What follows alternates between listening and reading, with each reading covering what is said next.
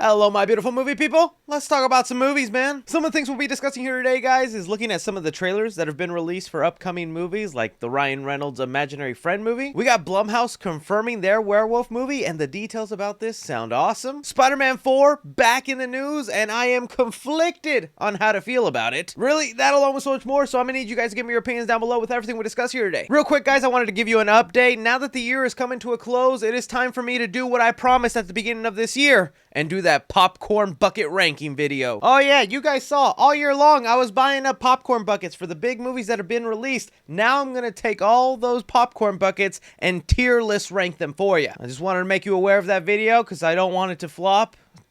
This whole year journey led to this, okay? When that video comes out, I need you to click and watch for at least 1 minute, okay? Just please. But alright, kicking things off, let's talk about some of the trailers that have been released. If you want my thoughts on the Kung Fu Panda 4 trailer that came out just the other day, I did post about that on the Clips channel. Overall, I thought the trailer looked fine. I was just curious where the Furious 5 were during that thing. But now getting on to some new ones that have been released just recently. Netflix today came out with their first trailer for Beverly Hills Cop 4 that they have now titled Beverly Hills Cop Axel F. I'm someone who enjoys those first 3 Beverly Hills Cop movies, so I was kind of excited to see Eddie Murphy jump back into this role, especially with it being on Netflix, because they can go back to that rated R style. And you know what? From the trailer, I'm not really able to tell whether the movie's going to be good or bad, but it definitely pulled at my nostalgia. I'm liking the vibe of it, the look of it, has this kind of gritty feel, and Eddie Murphy does not look like he's in his 60s, man. This guy is looking young. I'm glad that they got a lot of the original characters coming back to be part of this movie. The action looks a little bit more intense than I was expecting for a Beverly Hills Cop movie, but I guess you gotta up the ante every sequel. I'd be lying to you guys if I said I wasn't excited, and I'm hoping they can pull it off here and maybe make 1 or 2 more on Netflix. They're always looking for their next franchise. So I'm gonna give it a treasure for the Beverly Hills Cop 4 trailer, because I mean, just even hearing those little notes at the end got me kind of goosebumping. Next up here, I did want to give my thoughts on this trailer for the next Alex Garland movie titled Civil War. Alex Garland was responsible for some movies like Ex Machina, Annihilation, and Men. My favorite of those being Ex Machina. Really love that sci-fi thriller. But I didn't connect so much with his last 2 entries, Men and Annihilation. I just found them to be alright. With his next entry here, Civil War, where it looks like we're in a future where Texas and California, of all places, team up, secede from the US, and then we just got Americans fighting one another. A lot of things about the trailer looked really intense, and it's kind of crazy how films like this feel very appropriate for today's day and age, because it feels like a lot of people are just extremely divided on so many topics. I'm also surprised at the scope of this movie. It feels a lot more grand than a lot of other A24 films. So I'm gonna give this a treasure, and it's definitely one I'm gonna be interested in. I just hope it's more Ex Machina than what his other 2 films have been in terms of me connecting with it. Then we got the trailer release for the Ryan Reynolds, John Krasinski movie If, that stands for Imaginary Friends, and honestly this looks like a fun little family comedy. So it's dealing with a little girl who begins to see all the imaginary friends that have been left behind by other kids, rounding them up and trying to find them new homes. Honestly, it reminds me a lot of Foster's Home for Imaginary Friends. That's a show I watched a lot as a kid, and you can't deny the parallels between the two. But it is cool to see John Krasinski do something different. I mean, he directed and wrote this movie. The last thing I remember him being part of was A Quiet Place, and this feels completely different from that. I also love Ryan Reynolds, and just the voice cast involved with all the imaginary characters in here I think is also outstanding. A lot of talent involved. I'm also liking the designs of the imaginary creatures. I mean, I just got done watching Wonka this week, and I thought that was a fun little family comedy, so that's kind of what I want here. Just a fun little family comedy. I'm not expecting too much from it. So I'm gonna give this trailer a treasure because I did find it enjoyable. But you guys seen these trailers that have been released for upcoming movies? Which had you the most excited? Which did you like or didn't like? But moving on here, Blumhouse yesterday announced their upcoming werewolf movie that I'm really excited about. So Jason Blum went out and tweeted, "The Wolfman coming October 25th, 2024. That kind of tells me 2 things. 1, really awesome Blumhouse is releasing a horror movie come October, but also I do not think then Five Nights at Freddy's 2 is releasing in 2024. Just like what we saw them do this year with Five Nights at Freddy's, and that movie being released the week of Halloween, and how much success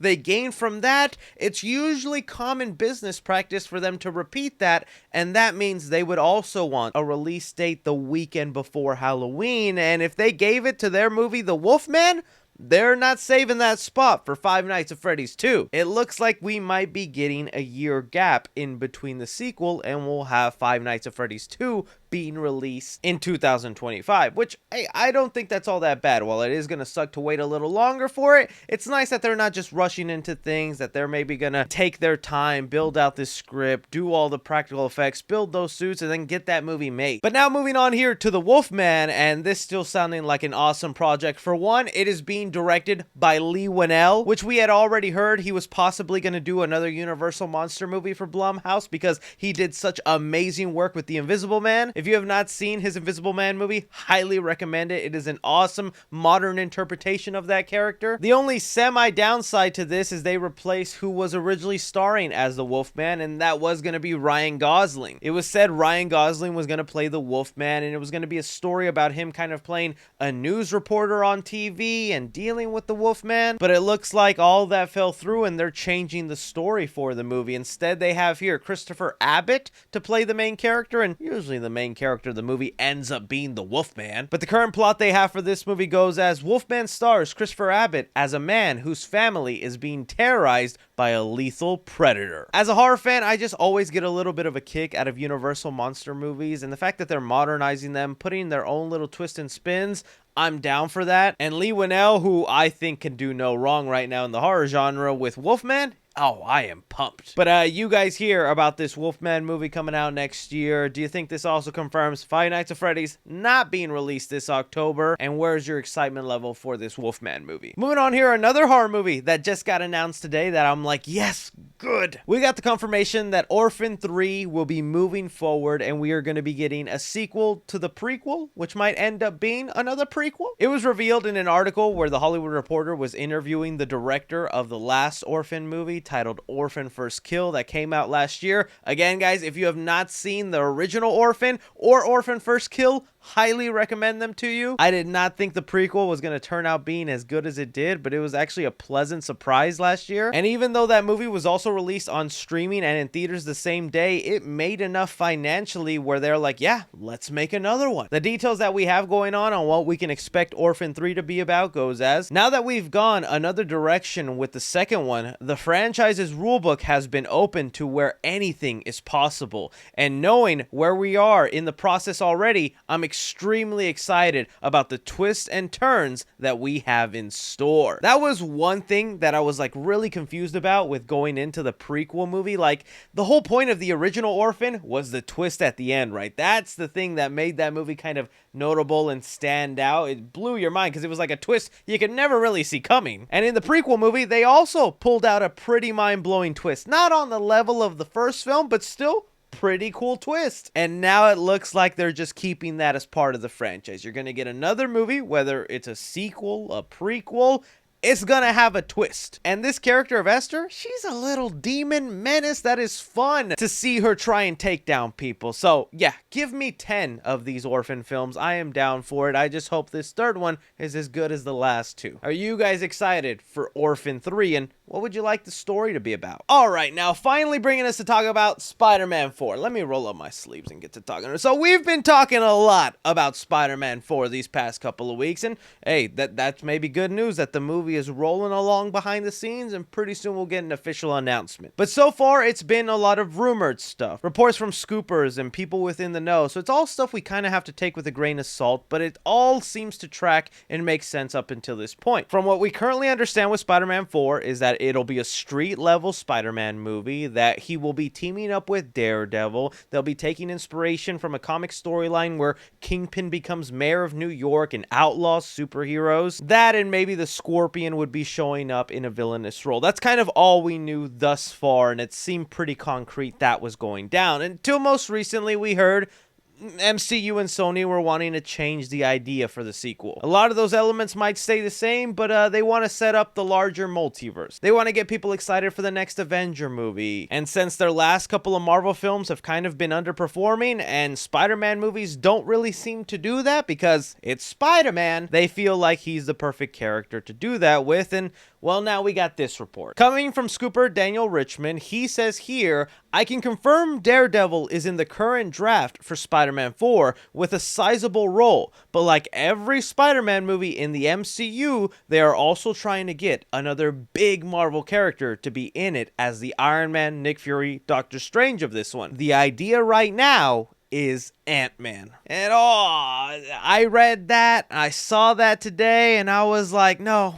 you send that right back and you recook it, Kevin Feige, because I do not like the way this is tasting. We know this is part of the Sony and Marvel agreement, okay? Sony put it in their contract. For every solo Spider-Man movie you make, you are gonna add a big MCU character, so that way the audience knows it's part of the MCU. And so far, it's been all right. I'm a little bit more okay with it now, because now we have gotten outside the point where I think whatever character they put into the movie, he's not gonna be the mentor of Tom Holland. And so we all just kind of thought Daredevil would fill in that role, and that would actually kind of be perfect. There's such a long history of Spider-Man and Daredevil teaming up, whether it's in the comics, it's in the cartoons, and with this being a street-level Spider-Man movie, which we kind of haven't really gotten from Tom Holland's Spider-Man, it would work so well with Kingpin as the villain. It's like, it writes itself. You don't need to do anything else. But now trying to imagine Ant-Man fit into that story, I'm like, huh? Okay,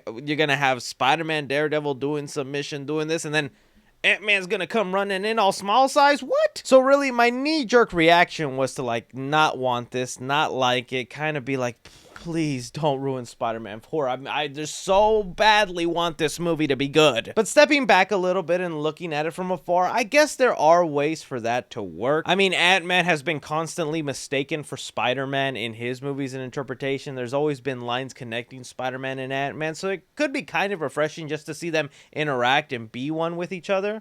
Thank you, Spider-Man. I mean, in my mind, I even start thinking about how it's going to work, knowing that Scott Lang doesn't remember who Peter Parker is and is just going to remember that, oh, this is the guy who beat me up during Civil War, but I have no idea who's behind the mask. I saw other fans online bringing up that, you know, Daredevil and Ant-Man could be a good contrast to Spider-Man's life. You know, Spider-Man teaming up with Ant-Man could represent his side in the Avengers and protecting the larger world, while Daredevil represents him helping out his neighborhood, being the friendly neighborhood Spider-Man. And I'm like, okay, yeah, that could work. Overall, when I read this statement, though, it feels just like something they're gonna add for marketing purposes, so they can throw in a Paul Rudd Ant-Man in a couple of the trailers and be like, oh, big MCU character. But when it comes down to it, he'll probably have like 5-6 minutes in the movie, because it still sounds like Daredevil has the bigger role. Also, another thing, if you think about it, this could be a reaction to Daredevil no longer releasing in 2024. That was gonna be a huge thing for Marvel next year. We were supposed to have 18 episodes of a Daredevil series coming out in 2024. Everyone was hyped about it, and I think Marvel was counting on that hype towards Daredevil and then him jumping into Spider-Man 4 for it to feel like a big MCU character. Now that Daredevil has been pushed to 2025, which looks to be the same year the next Spider-Man movie could come out, it's just not enough time to build up Daredevil as an interesting figure in Spider-Man 4. So they're like, Ant-Man. That way people also go back and watch Quantumania and they know the Kang stuff and they're ready for Avengers Kang Dynasty. Everything's too connected, man. And that's what it kind of feels like to me, is just using Spider-Man's movie so that you can catch up everybody for the big threat in the Kang Dynasty. Because that could also be a scene I see play out, you know. Ant-Man comes up to Spider-Man, he's like, you know, I met this guy Kang and he said he's gonna come back and a whole bunch of them are gonna be here soon. So we'll wait and see, but if not Ant-Man, who do you think would make the better MCU companion, since Daredevil seems not to be enough for Sony and Marvel right now? I would go Sam Wilson Captain America. I think that would be kind of cool, especially since they already had a semi-interaction in Civil War. But that is all movie news we currently have going on right now, guys. I want to thank you so much for taking time out of your day to watch me talk some movie news. Don't be forgetting to hit that like button, subscribe if you haven't already. Follow me on Twitter at 3C Films or on TikTok at 3C Films. But as always, I'm Chris. Take care.